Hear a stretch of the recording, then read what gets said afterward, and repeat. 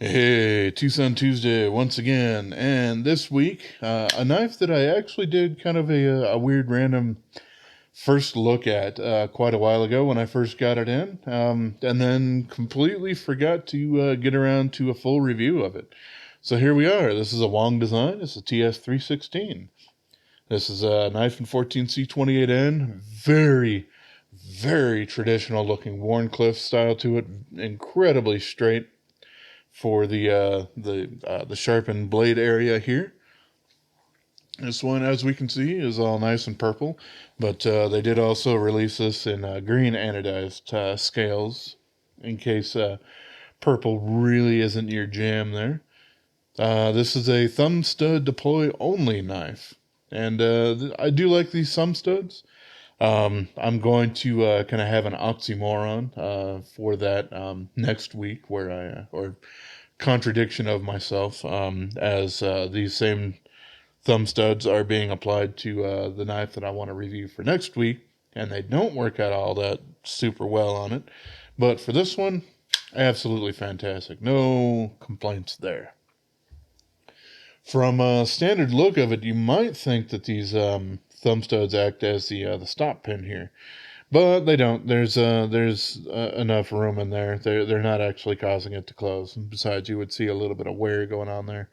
But as we can see on here, the stop pin for the blade is shot through the blade. That does make it useful in case you want to do some modifications and or cut in a sharpening choil, which might be quite necessary pretty quick on this guy in particular. But yeah, let's go ahead and get into it. So, titanium, whole bunch of it. Titanium for the scales, of course, the pocket clip, and the liners, and the backspacer. All titanium here. And I don't quite remember if the thumb studs are or not. A lot of TwoSun's thumb studs are, which makes me think these guys probably are as well, but I could be wrong on that. I haven't really taken them off for a while and checked for any kind of magnetism or anything like that. But yes, a lot of titanium going on here. And because of that, the weight is not insignificant. We're talking about 6.16 ounces or 175 grams going on here. Granted, it is a fairly large knife, but yeah, it's still fairly darn heavy, especially for it being made out of mostly titanium that has a lot of that strength, but does remove some of the weight from something that would be made with stainless steel or something like that.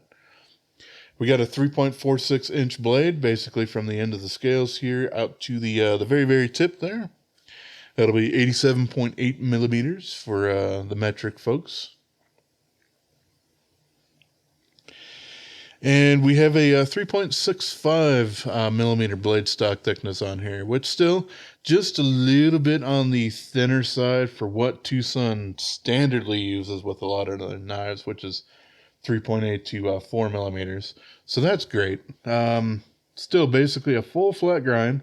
This is a 14C28N blade steel, factory stonewashed, so it will hide a lot of those surface scratches that 14C28N is rather prone to. So definitely appreciate that going on there.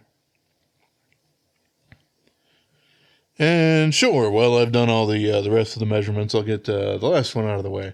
The handle thickness is 0.61 of an inch thick here. That's 15.4 millimeters. So a little bit thicker than your Spyderco Paramilitary 2, which is a little bit over half an inch there. But that's okay. We got some nice contoured scales going on here on the front. As we can see, they're definitely thicker at the back center line of the butt rather than either side there. Super, super comfortable, very, very neutral handle going on here. And of course, we can also sneak up there. We got jimping on the bottom, which is great. We don't on the top, maybe a little bit less great. I guess aesthetically, it does kind of it would kind of break that up just a little bit, but I am still kind of toying with trying to implement my own jimping on some knives, doing some modifications with Dremels and stuff like that. But I do want to do them nice and exact rather than doing something freestyle. So I'm still kind of figuring out how exactly I'm going to do that because I don't have a full shop full of tools. So yeah, I'm still kind of playing around with that a little bit here. No problem at all as far as a snaggletooth would be concerned. We do have a bit of an opening back there, but nowhere near what I can actually get to the blade there. So we're all sorts of good. This pocket clip, I really, really like it. It does have a little bit of that pocket kind of milled out there on the top. That does help it flex a little bit more than some other milled pocket clips do. Has a nice and wide contact patch. Just really makes it super great to go in and out of the pocket without a problem there. And, as far as milled pocket clips go, fairly deep carry. So, really appreciate that. We got a long throw on here. Only one particular screw, but on titanium it really doesn't matter at all. You would worry a little bit more if you were dealing with micarta, of course, or something like FRN or Grivery or whatever else that they want to end up calling the fiberglass reinforced plastic stuff. So yeah, no real problems there. Just a nice, big 3.5 inch, give or take, wharncliffe there with quite a nice geometry on there. Comes down to quite a nice thin edge.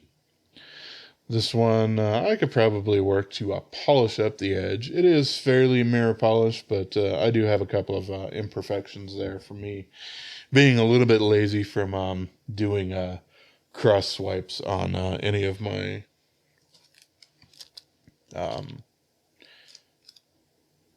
whatever the hell these things are called. The polishing films. Yeah.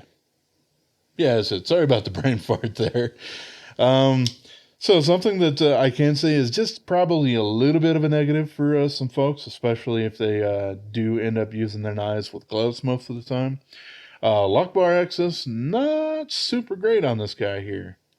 I certainly don't have any problems doing that, but because we do have a 3.65 millimeter blade stock thickness and absolutely no clearance whatsoever there, we do have a little bit of scalloping on both sides of the titanium liners there, but going to be a little bit more difficult if your hands are wet or if you have some gloves on.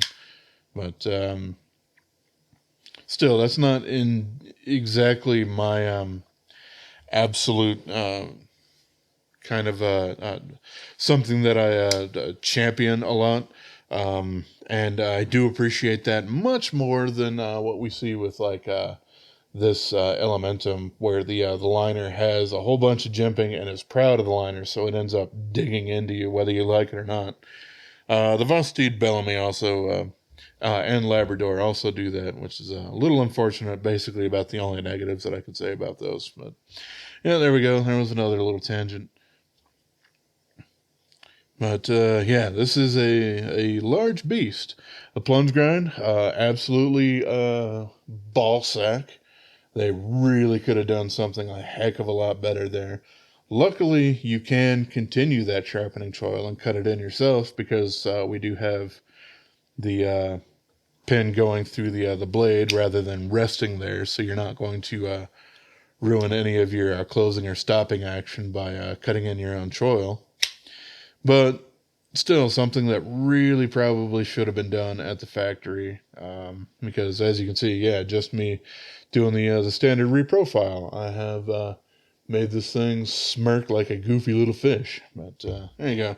That's mostly aesthetic. If you are sharpening on bench stones, it can actually damage the stones. I don't. I typically do use sharpening systems, so it's a little bit less of a concern for me, but still something that really does need to be addressed kind of industry-wide, and just be a little bit better with it. But that's about the only negative I can say. You can reverse flick this guy because it does have that hole there. I would say probably if you're going to end up wanting to implement it that way, or deploy it, not implement it, is to remove the thumb studs. It's easy enough to do with a couple of pairs of pliers or something like that to twist them in opposite directions. They thread through each other. And that way you have a little bit better access to the holes, but still, you can do that. It would seem a little ridiculous to try to use the thumb hole for a slow roll when you already have the thumb stud, but I mean, if that's your kind of deal, then there you go. So let's go ahead and do some blade size comparisons here. I will start out with some Benchmads. Start out with a Griptilian here. And the Benchmade 940. And we can see this guy is definitely a little bit larger than both of those. Maybe around the size of a mini Crooked River. I certainly don't have that knife myself, but, it's out there. There is the Benchmade Bug Out. There we go. And I suppose that one really didn't need to be pulled out. The little K-Bar Dozier Folding Hunter. What have I done with my rat number 1? Here we are. This is probably a lot more appropriate. There we go. So the rat number 1 is just a little bit larger overall.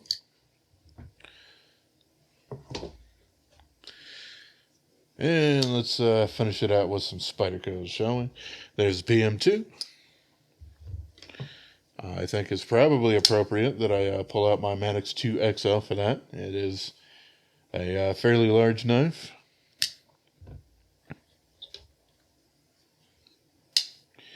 And there we go. There's also the Endura, which is pretty close, but the blade on the Endura is just a little bit longer overall.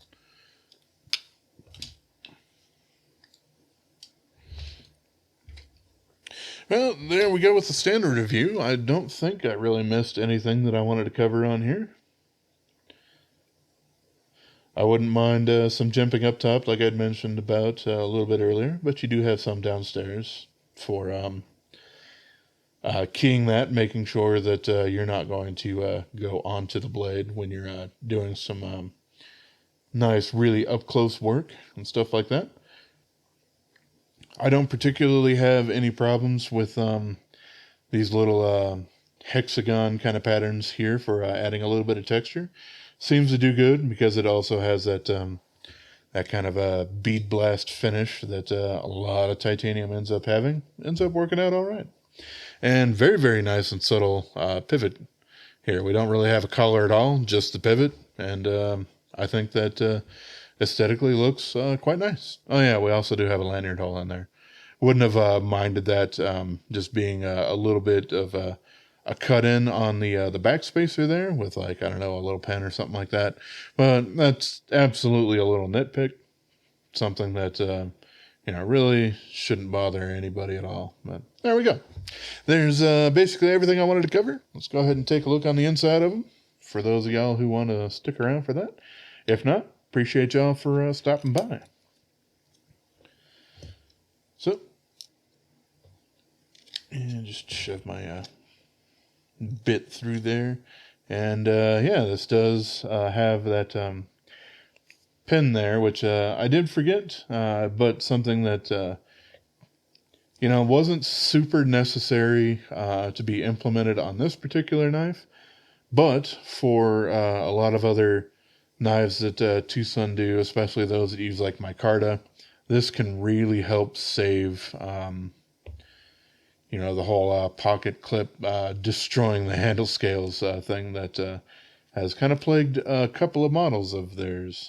And unfortunately, one of them are a Wong design, and not one that was one of the original ones where he had actually fully engineered around the problem.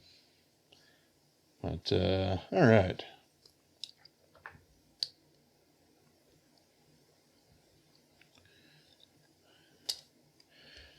There we go. Yep, we got the hardened steel insert because these are titanium liners here.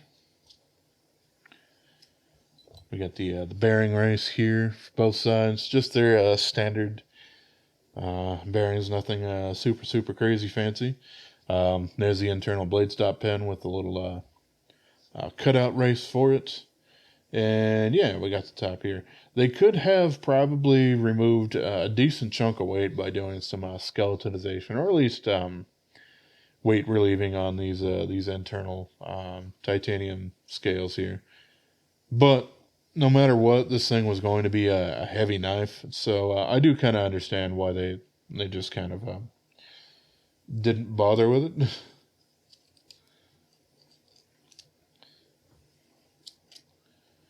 But yeah, that's basically what we got going on the inside. We got the D-shaped pivot, so that's good. However, this is a little bit of an older model, so that D-shaped is on the lock bar side rather than the show side that they've started doing quite a bit more recently, and that really makes things a lot easier to put back together. Maybe not something that absolutely everyone needs to worry about or anything. Also helps if I have the bearing race in there. Don't really want to have ceramic bearings running directly on raw titanium. It's just not going to feel all that good. There we go. Yeah, it's not the screw I need in there. Come on, Jerry.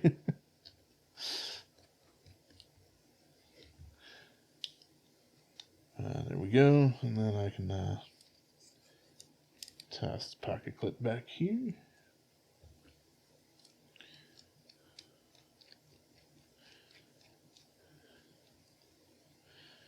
Alright, now we can actually tighten this guy up correctly.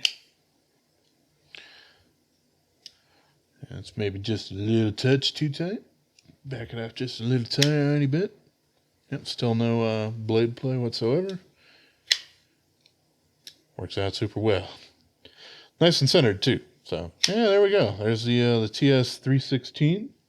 Or the Wong 316, as I would probably want to call it, just because, that's going to remind me, one, of, probably the most famous Bible verse, as well as what a particular wrestler ended up taking off for their kind of a little catchphrase or something like that. But yeah, absolutely fantastic knife. I haven't seen a recent run of these guys, but this was a first run, and they have done a couple more. Like I said, they've also made them when in green titanium anodized scales as well, and those were from a little bit more recent run than the first one here. But as far as I understand, there's no real difference, just the anodization color. All of them were 14C28N. Might be one of the reasons why they've kind of held off on redoing these or something like that. But I don't know. It's if you really do like that utility blade wharncliffe kind of thing, this is just an absolutely fantastic version of one. That's not a standard slip joint or something like that. Nah, this thing can really get a hell of a lot of work done, and because it's basically made of solid titanium, it can take a hell of a beating too. So, alrighty, there we go. There's everything that I wanted to cover here with the TS316. And yeah, I suppose I'll catch y'all next week, taking a look at another one. So, until then, I appreciate y'all for watching, and have yourself a wonderful rest of your day, yo. And subscribe.